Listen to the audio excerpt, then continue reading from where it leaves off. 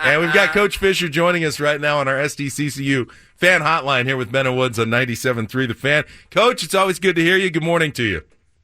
Gentlemen, happy to be on with you.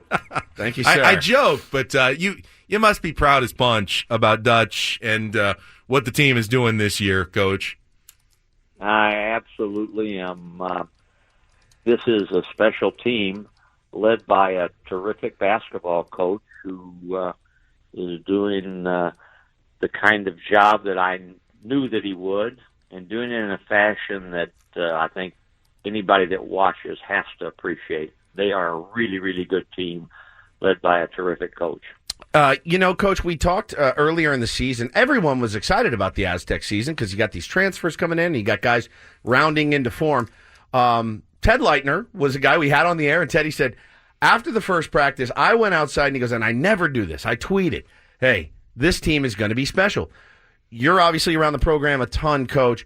When did you get that feeling like, okay, this is good, and now I'm thinking there really could be something really special within?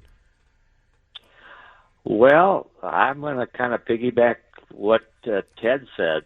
I've watched the team work out when they all came in the second semester of summer school, so it would have been in mid-July. And I felt the same way. I looked at the group and watched them work out with the energy and enthusiasm, and then you watch them do drill work, and they are skilled. They can really shoot the ball. So early on, I was the same way. They've got the ingredients with experience and talent to have a really special team, and they've proven to be that and then some. Steve Fischer with us here on 97.3 The Fan. And Coach, transfers are nothing new in college basketball, but this team in particular is relying on some experienced transfer players, and it has become, I think, at least a more common phenomenon, and one that you started to take advantage of, and certainly Coach Dutcher is taking advantage of. How has that transfer rule and phenomenon affected the college basketball game, in your opinion? Well, if you go way back to when Lon Kruger took his son, who was a star at Arizona State, and transferred in as a fifth-year senior, we called it the Kruger rule, and it has grown exponentially since then. Everybody now looks at the transfers, and I mean everybody, from Duke, Carolina, Michigan, everybody, and you try to find those that you think would fit, that are not only talented enough, but have the right mental makeup to come in and be a part of the program on a one-year shot. And we've had it in the past. You talked about it. Josh Davis is one comes to mind, who was a phenomenal transfer for us. And now we added two fifth-year guys, KJ Fagan and our Australian guy, I'm going brain dead. Yanni, from New Zealand, actually, yeah. Sorry. Yeah, and they have blended seamlessly. You've got Malachi Flynn, who's not your fifth-year transfer, but he's a transfer from Washington State, sat out last year, and I think everybody knew how good he was with the way he torched us in the Wooden Classic when he was at Washington State. So we've got two fifth-year seniors, we've got a fourth-year junior, and we've got two juniors in the starting lineup now, and I jokingly said we're like BYU. Everybody said, well, BYU's got all these 23-year-old guys. We have an older veteran team that's immensely talented, but I think most important, they like one another and they fit together seamlessly. But the Aztecs transfers and older guys aren't losing their hair, so that is different from BYU. For some reason, I was watching TJ Hawes last night. I don't get it. The guy looks like he's 35. He may be 35. I don't understand. It happens. Coach, yesterday, Coach Dutcher was talking about the phenomenon of the map. Are you following like he does the map of the undefeated teams that gets bigger and bigger territory every time other teams lose? Someone brought it in yesterday, and now there's only one emblem on the United States of America, and that's San Diego State. So, yes, I followed it. I've watched it. Is that, everyone has enjoyed it. Of course, it's a fun thing. What does it do for your program, though, the attention being not just the map, not just the undefeated record, being in the top 10, ranked as high as they've ever been, at least since Kawhi Leonard's team. And who knows, with a win on Saturday, they could match that number 4 ranking that your team in 2010, 2011 got up to. What does that do to inject the new life into the program at this stage? It gives you name recognition from coast to coast when they talk about it on TV nonstop. When you get ranked and you have success, then you're going to get talked about. And that's where we are. And I think all of us like it. It helps with recruiting. It helps with filling the arena. And it's a huge win-win for all of San Diego State to get this type of recognition. Now they talk about as to have the longest win streak in the country and the longest that we've ever had, soon to be. And it's fun. It's fun to be a part of. Yeah, and it's fun to cover this team as well. We're talking to the great Steve Fischer, former Aztecs basketball coach, here on Ben and Woods this morning. And, you know, Coach, when you got this record and you're playing really well and you feel like nobody can beat you and, you know, you're almost assured of going to the tournament, and it goes beyond going to the tournament. It's now, let's make a run. Let's try to win the whole thing. Does it ever get to a point for a head coach, and I know they'd probably never admit it, but do you get to a point where you look up and say, guys, this is gravy for us? I mean, we never expected this. Like, what's going to satisfy them? I mean, I know they want to win it all, and obviously everyone's pulling for them to win it all, but getting there, making a deep run, that's a big accomplishment for a basketball team, isn't it?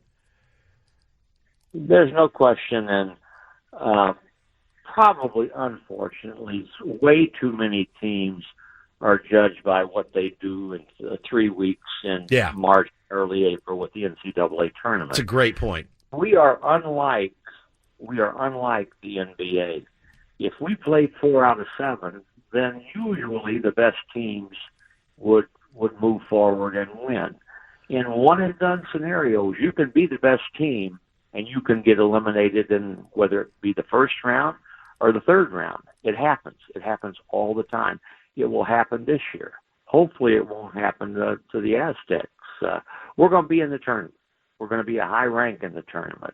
Hopefully we'll stay out west for the NCAA tournament. But you for sure have to not have bad luck go your way.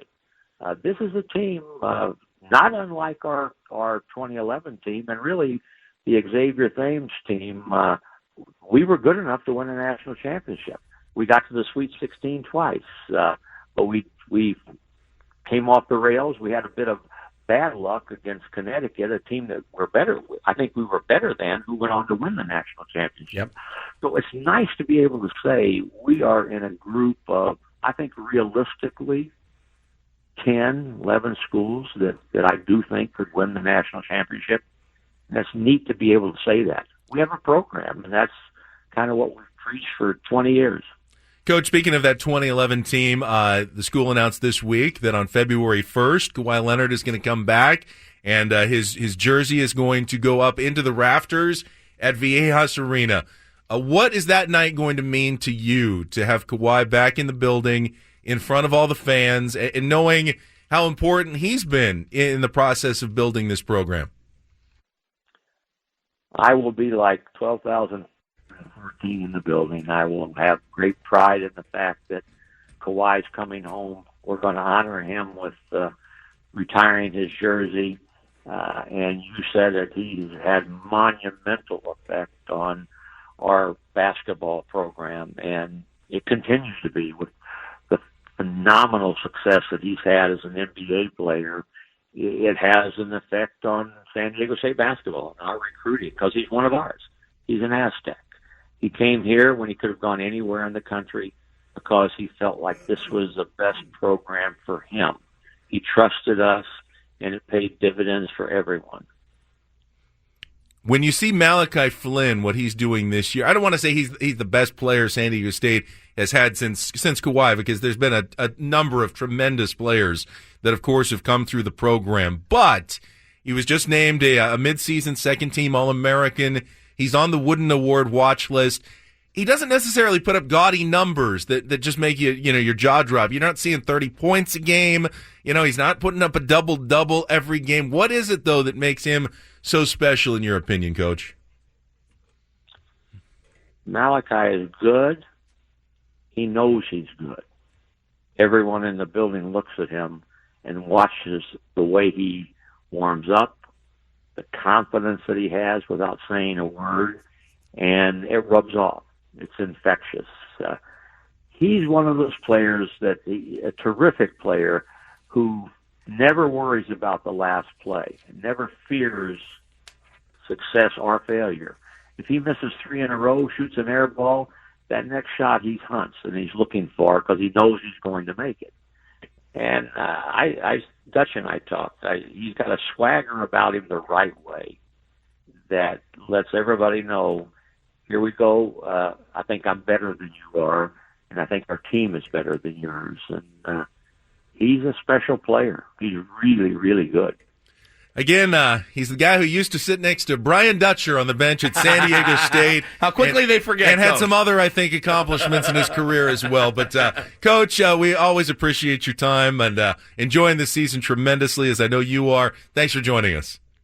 Thank you for having me, man. Let's get Nevada and Steve Alford on Saturday and ratchet that victory total up to 19 in a row. Let's get it. Coach knows. Steve Alford.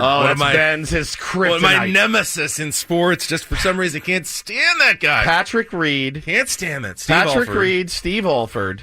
That's about it.